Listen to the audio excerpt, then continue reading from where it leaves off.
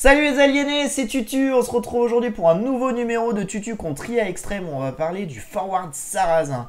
Alors c'est assez simple le Forward Sarrasin, en fait c'est un recherché où on va aller poser les camps de tir à l'arc en forward et c'est une stratégie qui fonctionne à merveille du coup sur refuge ou sur des maps où on se ferme rapidement avec des palissades comme sur Lombardie. Vous pouvez aussi le faire sur Arabie et en fait on va exploiter un des points forts des Sarrasins qui est de tomber les bâtiments beaucoup plus rapidement. Donc du coup l'idée c'est de poser donc les deux camps de tir à l'arc et de faire un recherché à la porte de l'adversaire. Donc ça marche vraiment très bien sur refuge notamment parce que l'adversaire en général fait un fast castle et s'attend vraiment pas à se faire attaquer aussitôt dans la partie. Et du coup vous arrivez un petit peu avant qu'il ait quoi que ce soit pour se défendre et si vous faites des gros dégâts à ce moment là, vous pouvez plier la partie en moins de 20 minutes. Donc c'est vraiment remarquable.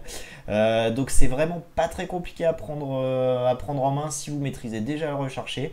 Donc voilà, on va essayer de se faire ça sur refuge contre un IA extrême comme d'habitude. C'est une stratégie qu'OGN utilise régulièrement, je crois, sur Lombardie, notamment en team game, avec un peu plus d'organisation où ils y vont à 3. En 4 contre 4, il y en a 3 qui y vont, un quatrième qui fait un fast castle, 2 font archer et un fait des scouts, je crois. Et je vous conseille d'aller voir ça parce que vraiment ça marche contre n'importe quel joueur. C'est une stratégie où avec un peu d'organisation vous pouvez surprendre n'importe qui. Donc voilà, une très bonne partie. Donc on va essayer de se faire ça et puis on va voir du coup ce que ça donne. Alors je m'équipe et je change d'écran pour le coup. Allez, let's go. Allez, du coup, c'est parti. On tombe contre Kosela, le berbère. Allez, donc, comme d'habitude, les deux maisons d'abord pour commencer. On va chercher les moutons. Bon, là, ils sont de l'autre côté, c'est un peu galère. Mais c'est bon, j'ai déjà repéré, du coup, tous les moutons. Allez. On va explo avec les moutons. Là, en plus, on risque rien sur refuge. L'avantage, c'est qu'on a des palissades, donc vraiment, aucun risque. Ok, les bouquets sont là, ça c'est cool. On va pouvoir se les rabattre, je pense, parce qu'ils sont vraiment pas loin. En plus, ils sont à côté du moulin. Donc si j'ai la flemme, je vais pouvoir les prendre vraiment sans forcer. Mais on va quand même essayer de faire un start propre. Hein. Allez, donc 6 au mouton, ça c'est comme d'habitude. Voilà, j'ai tout. On va aller placer du coup l'éclaireur. On va envoyer du coup au bois. Alors au bois, comme d'habitude, exploiter les angles. Là, ici, sur refuge, il y a toujours des angles merveilleux. Donc là, on va se régaler. Ce camp de bois, ça va être le plus rentable de l'éternité, vous allez voir. Je le mets là, et avec un peu de chance, si tout se passe bien, j'aurais peut-être pas besoin d'en refaire. Et ça, c'est beau. Et ça, on aime. Allez, hop, on se réorganise. Voilà, ok, on va en mettre 3 au bois. C'est comme un recherché, hein, donc en fait c'est un recherché juste forward en fait pour faire simple. On va passer en 21, faire métier à tisser, aller construire les deux camps de tir à l'arc et on va le défoncer. On va le défoncer, en tout cas c'est ce que j'espère. Allez petit, sous le TC, ça c'est super pour commencer, on se rabat déjà un bouc, on va être bien, on va être bien. Allez, je vais placer pour en ramener un deuxième. Là, je vais faire les maisons. Alors, vu que j'ai déjà ramené un bouc, je vais pas ramener le sanglier maintenant. Je vais faire les deux maisons et c'est lui qui va ramener sur la route le sanglier. On optimise un petit peu, hein, on s'adapte. Maintenant, on maîtrise bien le jeu, on se fait plaisir. Faut pas hésiter, hein, faut pas hésiter. Si vous prenez votre sanglier un peu plus tard, tant qu'il y a de la bouffe sous le TC, ça marche. Il faut vraiment que vous soyez à l'aise avec ça. Adaptez-vous en fonction des situations, c'est bien plus important que de respecter à la lettre les build orders. Quand vous êtes plus à l'aise, franchement, vous pouvez vous permettre des petits écarts. Voilà, donc là le deuxième book, ça fait plaisir. Là c'est pareil, hein, on aurait peut-être dû envoyer le villageois un peu avant. J'ai pas trop fait attention, mais c'est pas grave. De toute façon, vous placez 4 au baies, ça c'est l'essentiel. Donc voilà, on va envoyer le quatrième là. Allez, on va placer l'éclaireur. On va aller du coup récupérer le sol. Ah non, j'ai pas... Ouais. J'ai pas super bien géré pardon, cette phase-là. Le sanglier qui est mort, bon, pas très loin du TC, mais bon, pour faire pro, faut le mettre sous le TC. Hein. Clairement, c'est plus rentable. Mais bon, ça va pas trop nous handicaper. Va falloir juste qu'on soit vigilant à bien renvoyer du coup les villageois, ramener leur nourriture de temps en temps. Donc c'est pas dramatique, mais c'est vrai qu'on aurait pu faire un petit peu mieux. Allez, c'est bon, le bouc lui il est bien, ça c'est cool. Ça c'est vraiment cool, on est à 17 de pop, on a du villageois, on a déjà ramené du coup tous les boucs. Donc là on va vite exploser l'adversaire, on est dans les temps. On est vraiment bien là, on est vraiment bien. Je vais chercher du coup le sanglier.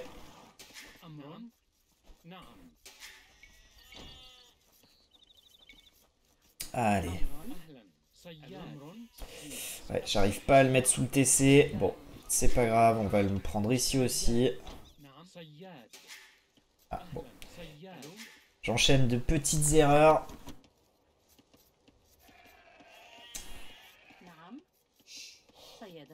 C'est pas dramatique. Allez, du coup, le villageois. Hop, on va déjà en mettre 5 au bois et puis après on va adapter les villageois.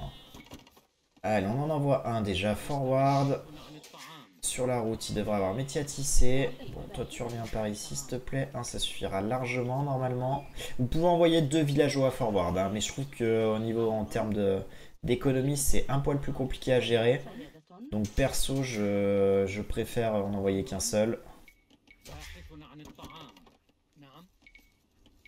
Allez, du coup la transition, on envoie 2 alors. Et là on va essayer d'en envoyer une dizaine au bois. Et après on rajoutera en fonction de nos besoins, hein, mais voilà. Du coup il reste pas grand monde à la nourriture. On va prendre vraiment plus de bois, donc 10 au bois, 2 à l'or, et on va rajouter un petit peu à l'or, un petit peu au bois. On va faire des fermes. Là l'avantage d'avoir ramené les boucs, c'est qu'on va pas faire des fermes tout de suite, et on va garder, économiser un bois précieux pour pouvoir faire les archers, les camps de tir à l'arc. Ça va coûter quand même assez cher, et voilà. Donc vraiment l'idée c'est de partir, donc comme je le disais, sur un recherché, d'aller tomber rapidement les palissades, de lui faire du dégât vraiment très tôt. Et après on s'embêtera pas avec notre économie. On est donc sarrasin, on a un gros avantage avec le marché. Donc ça va nous permettre de passer rapidement, château et sans vraiment avoir une grosse économie équilibrée. Donc ça c'est vraiment l'avantage des sarrasins, c'est le marché, donc utilisez cet avantage. Donc pensez bien à faire comme j'ai fait juste avant la caserne, pour qu'à l'âge féodal on puisse faire le camp de tir à l'arc. Allez, du coup je remets un villageois. Du coup alors on a plus de 200 de nourriture, donc ça sera suffisant pour faire des villageois, faire l'amélioration du bois. Donc protégez votre villageois, hein. Vous voyez j'ai fait des palissades. Ça permet que si l'éclaireur adverse attaque, vous êtes tranquille. D'ailleurs, j'aurais dû ramener mon éclaireur à moi aussi là-bas. Je vais essayer de le trouver. Voilà, il est là. Allez, je le ramène pour protéger le villageois. Voilà, du coup on en a déjà 4 alors, c'est pas mal. L'idéal c'est d'arriver vers 7. Mais on va peut-être prendre un poil de bois avant. Quoique on arrive quand même bien à faire les camps de tir à l'arc. Alors attention que lui il m'attaque pas. Allez, dans le doute, on se ferme la petite palissade qui va bien. Et là, il peut plus me toucher. On est tranquille. Donc, on fait quand même juste un lancier pour le gérer au cas où. J'ai mon éclaireur là qui va du coup patrouiller par ici. Donc, je suis bien, je suis tranquille. Ce villageois, il va s'en tirer. Alors, l'habitation, je vais la faire plutôt par les hommes alors, parce que sinon, j'ai peur d'être oust. Voilà, on rééquilibre un peu l'économie. Donc là, c'est bien. On en a 7 alors. On se ramène un petit mouton. Et vous voyez, toujours pas de ferme maintenant. Donc là, on est vraiment à la cool. Allez, on continue. Alors, les archers, hein, je vous le dis souvent, mais faites-les, laissez-les dans la caserne. Ça vous évitera de les perdre. Enfin, dans la caserne, dans le camp de tir à l'arc, ça vous évitera de les perdre. Parce que si en face vous avez un scout rush et que vous avez 3 pauvres archers, ils vont se faire dégommer pour rien du tout. Donc là, vous les laissez dans la caserne, vous les sortez quand vous en avez suffisamment. Moi j'ai un petit lancier, donc je vais me permettre d'attaquer dès que j'en aurai 4 ou 6. Ça suffira amplement, et je pense que de toute façon, là il est parti sur un fast castle et qu'il en fera rien. Allez, on va rééquilibrer un peu notre économie. Je suis oust, c'est pas grave, on fait fletching. Allez, on va attaquer du coup la porte. Vous voyez, on a 5 archers, on attaque la porte. On va envoyer aussi le lancier. Et là, l'adversaire est pas bien. Hein. Là, je peux vous dire qu'il se dit, c'est la merde, comment je vais faire avec ça? Allez, on fait plusieurs maisons, on sera plus embêté. On va chercher les amélios, notamment de l'or, ça mange pas trop de pain. Alors l'amélio de l'or, allez la chercher plus tard si vous êtes en difficulté avec votre économie. Là j'ai une économie ok, j'ai pu cliquer fletching, j'ai pas trop de production, j'ai posé mes fermes, donc je me permets de chercher l'amélioration de l'or.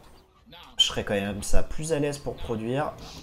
Et là, on est parti, on fait du dégât. Alors, mettez bien en faire face les archers, ça vous permet qu'ils partent pas n'importe où. Hein. Vous allez coller les... voilà, là, on prend une ferme, ça c'est magnifique, ça j'adore faire ça. Ça fait 62 boîtes perdues pour lui. Donc, avant d'attaquer, si vous n'avez pas vu, vous allez coller les villageois quand vous avez suffisamment d'archers et vous tirez. Hein. Là, regardez, là c'est parfait, on se met dans le passage et là, on va en prendre un paquet. Hein. On va en prendre un paquet, ça va être un massacre. Allez, encore de... Oh là là là là. Là, on a déjà pris, je sais pas, j'ai pas tenu les comptes. Et alors là, bon, merci l'IA Extrême qui va sacrifier ses villageois. Ça, j'adore. Hein. Ça, j'adore parce que là, du coup, on a déjà gagné la partie, en fait. Hein. Donc bon, ça, potentiellement, votre adversaire ne commettra pas ces erreurs-là. Mais en tout cas, bon, de toute façon, l'écart était déjà fait. Koseila en PLS et il passe château. Mais j'ai une question pour toi, Koseila. Qu'est-ce que tu vas faire avec ton HD château alors que tu as perdu déjà je ne sais combien de villageois? La réponse, ça sera pas grand-chose à mon avis. Hein. Allez, du coup, en faire face. Et là, on va faire le tour. On va chercher tout ce qu'il faut. On va essayer de trouver son or. Et là, avec sans or, il va vraiment être pas bien. Il va vraiment être pas bien. Donc, vous voyez, là, on a déjà plus de 10 archers. On a déjà fait suffisamment de dégâts.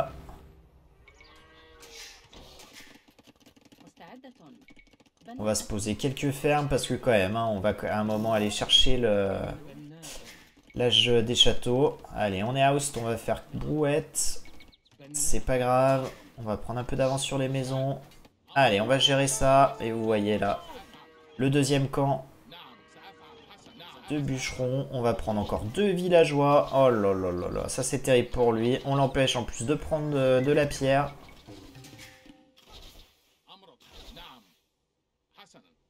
Donc son or principal, il est là. Donc là, je vais faire le tour des camps de bûcherons. Oh là là, ça va être encore un massacre. Oh, c'est merveilleux. Allez. Allez, on tue tout ça. Et là, il va être vraiment mal. Là, ça fait mal à la tête. Oh, il abdique. Oh là là là là là là. Et la victoire. Excellent. Exceptionnel. Une victoire expéditive. Hein. Le forward sarrasin, ça rigole pas. Vous voyez là. Il a pas grand chose. Allez, prenez un peu de l'or ici. Il a même cassé du coup ses palissades ici. Ok. Ouais, il avait vraiment plus rien. Hein. Je sais pas combien de villageois il avait, mais c'est terrible. Là, le camp de bûcheron où il n'y a rien. Ouais. Alors que moi, mon économie était ok. J'avais mes premières fermes.